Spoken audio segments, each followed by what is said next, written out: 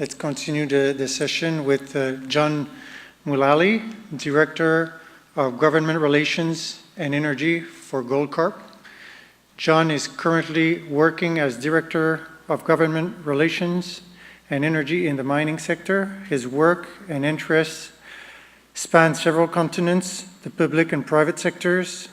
He is passionate about building partnerships with government, indigenous communities, NGOs, and industry, and ultimately positively impacting community shareholders and the world more generally. John will talk about taking actions on climate change, decreasing mining's carbon footprint. John?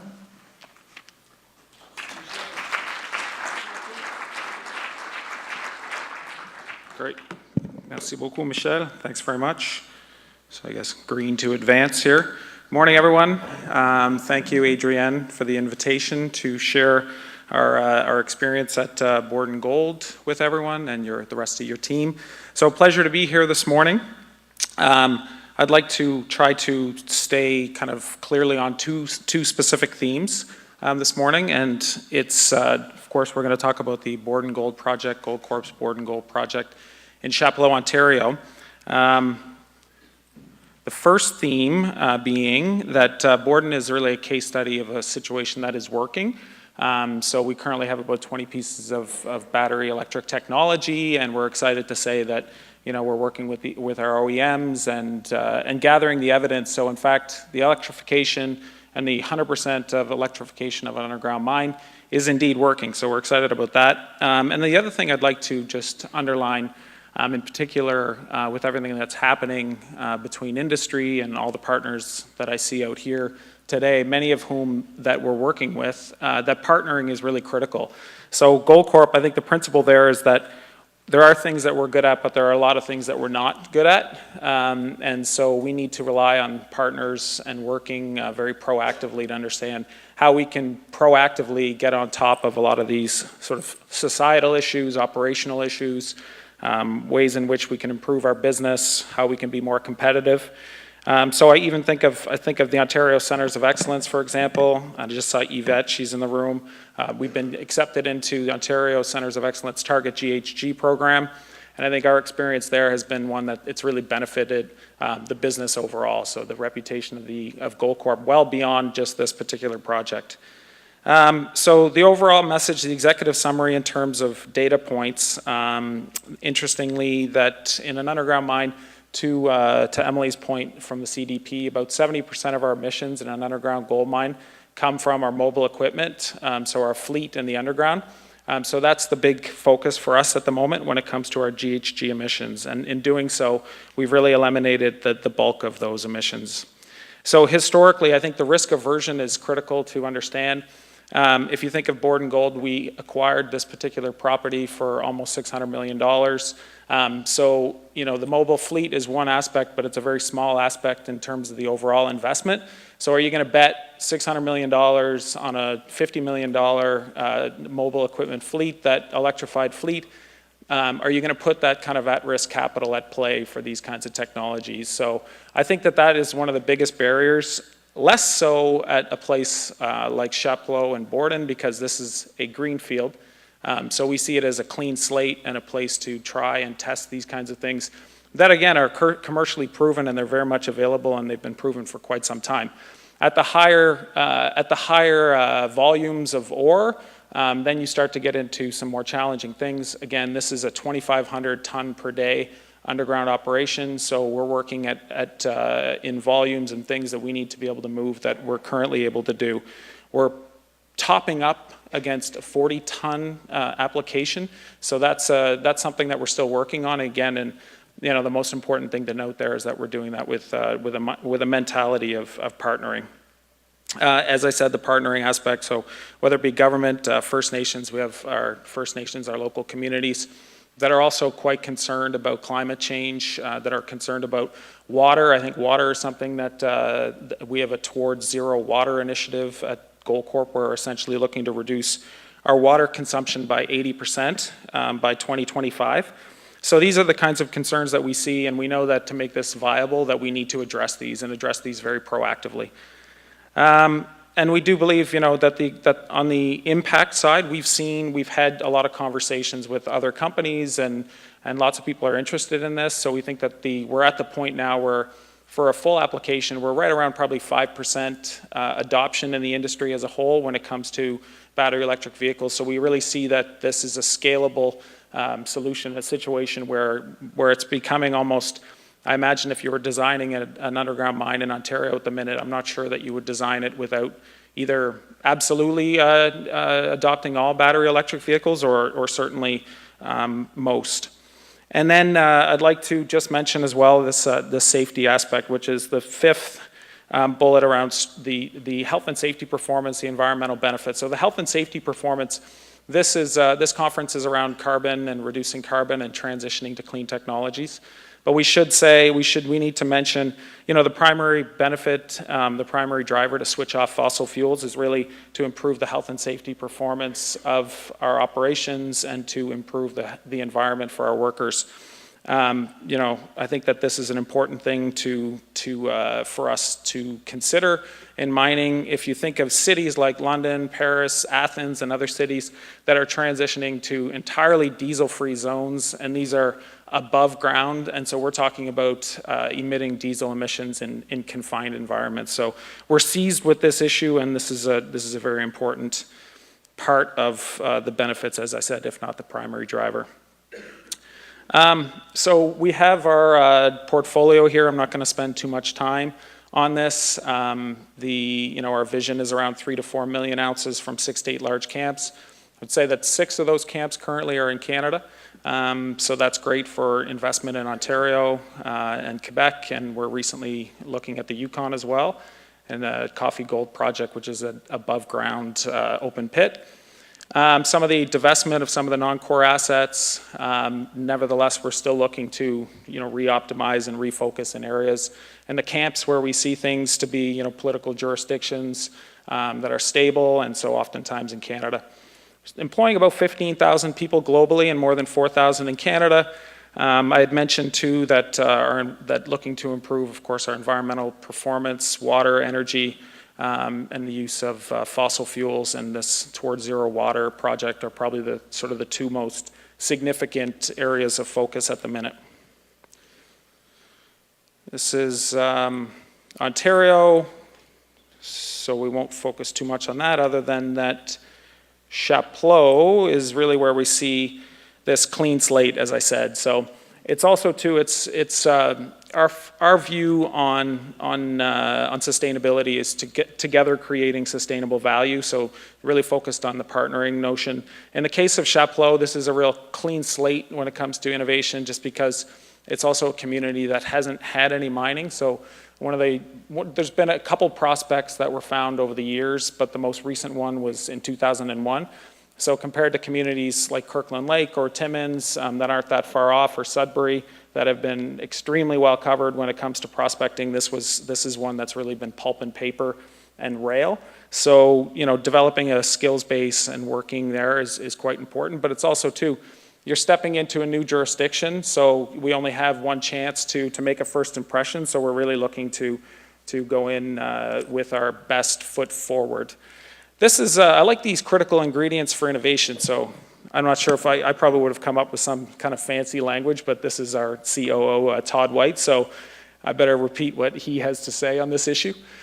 So actually it is, simple is really nice, and just do it is the first one. So we know there's lots of inertia. We know there's lots of dialogue here that we can have about the reasons for not adopting cleaner technologies or things that are going to reduce our GHG emissions.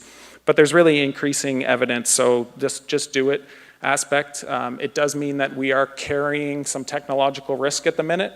We're in advanced exploration and we purchased lots of this gear, but there remains some question marks. The other part is, again, be a catalyst and challenge others to innovate. I would mention, the two others that are directly involved in the supply of the gear is McLean Engineering in Collingwood and Sandvik, the Finnish Swedish. I should be careful if that's 50-50 Finnish Swedish. Maybe there's Finns and Swedes in the room. And then the other bit is the designing together. So again, working with our OEMs and government, the things that come to mind are, the regulatory environment, for example.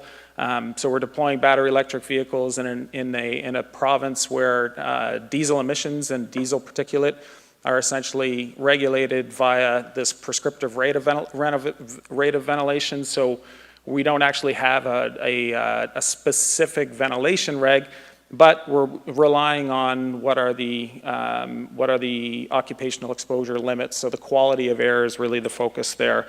But some would say that there's some regulatory sort of uncertainty, and we have government and other regulators and companies that are working on standards. So deploying standards and paving the way for some of this adoption is very critical.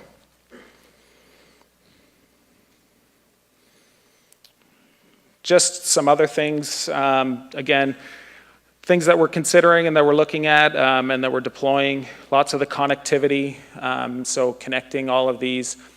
This is really kind of a 2.0 when it comes to our most innovative design, and our first would have been Eleanor in Quebec. And so some of the pictures there are some of the kinds of connectivity that we have throughout the mines. And then now looking at fossil fuels and eliminating the GHG emissions from fossil fuels. And some of the further and next steps in our future designs will take this concept even further. Just to go to the benefits, so as I mentioned, the 70% sort of of GHG emissions do come from this mobile fleet, so we've eliminated that. That is because of the elimination of the diesel that you see, so 2 million liters of diesel and 1 million liters of propane. The irony there, it's a bit counterintuitive, but you actually reduce the amount of electricity you consume by eliminating the fossil fuels just because you need less ventilation to clear the air of the contaminants. So that's really interesting. And in reducing that amount of air, then you need less fossil fuel to heat the air. So you have another reduction, and that's that 1 million liters of propane that we would have used otherwise to clean the air in the underground. And then the OpEx, this is really you trade CapEx for OpEx.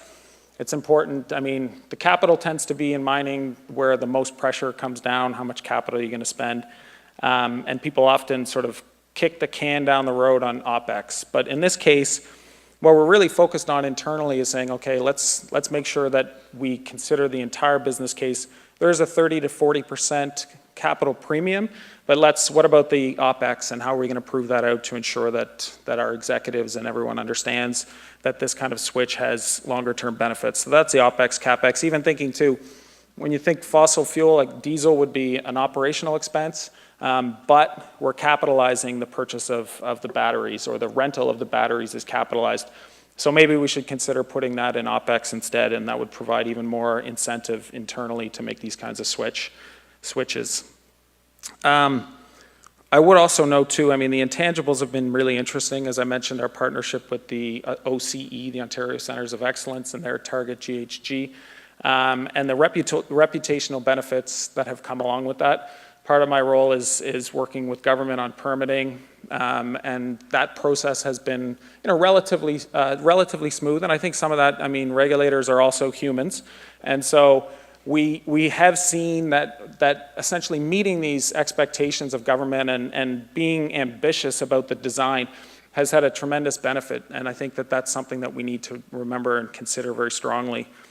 The other thing that I sometimes say when I'm in rooms like this is that if we look around the room and we're still dealing with 90% men around the room and 10% women.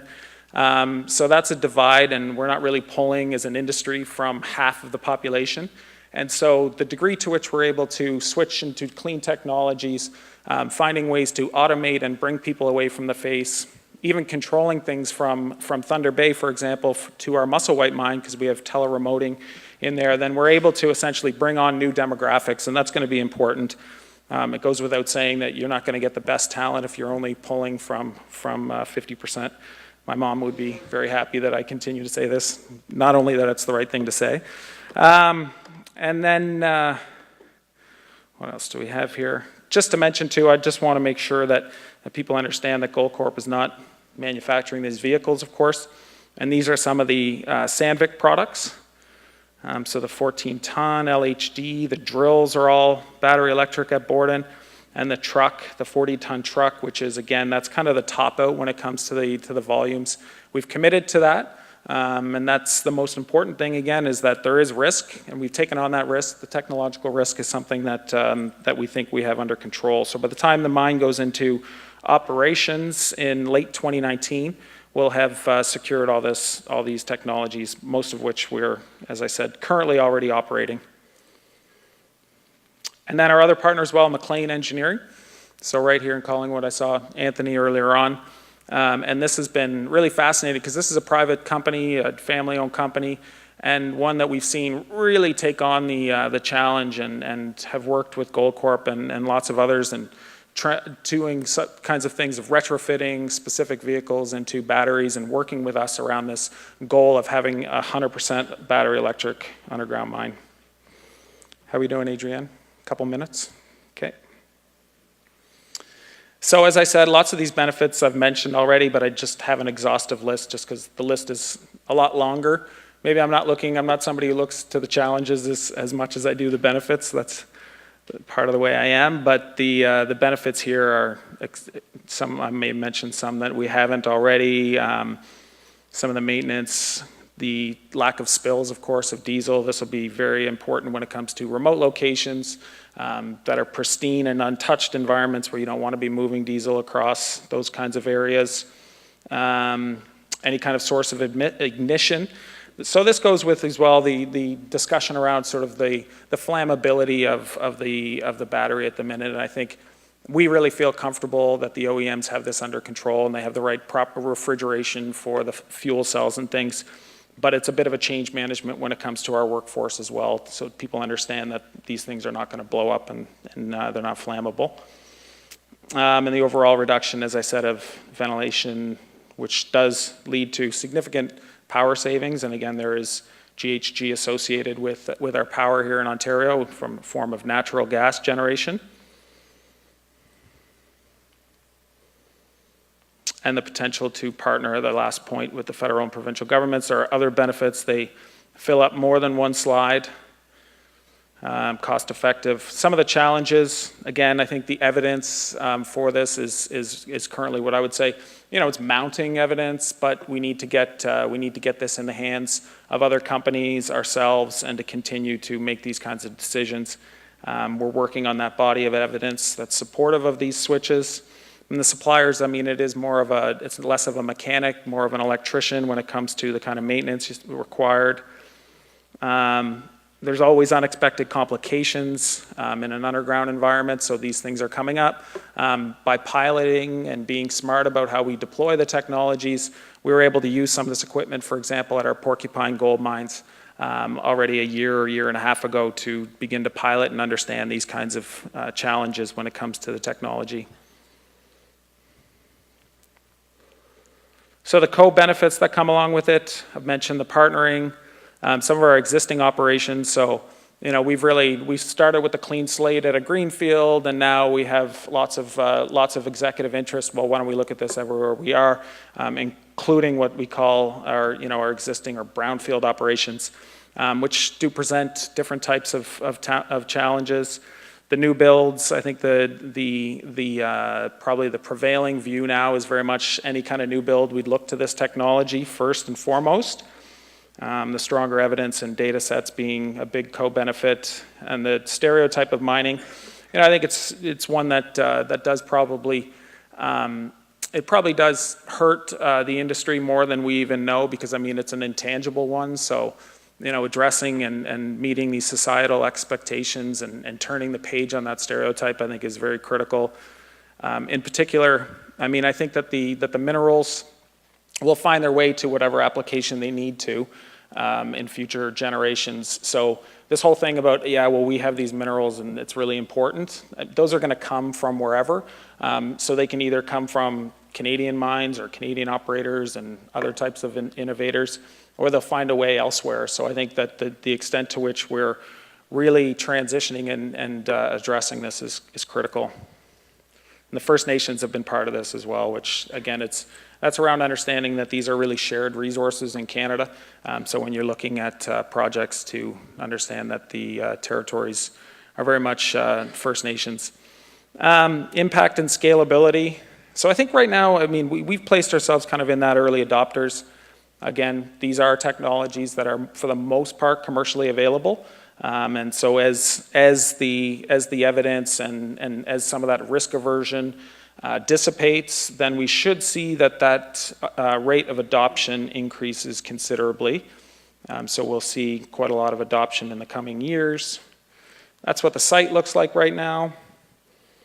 So it's a portal mine. You see the top left-hand picture. It's a portal mine, and the eventual rate of mining will be 2,500 tons per day. We're about 400 meters down in development and advanced exploration. The footprint, we're butted up against the Borden Lake Gold. We're butted up against the Borden Lake, which is a popular lake for recreation and cottagers. So you can see that it's a pristine environment, top right-hand side. Some of the operators and a visitor too, that was Richard from the OCE. And a picture there at the bottom right-hand side of one of the McLean pieces of gear. So that's everything. Thanks very much.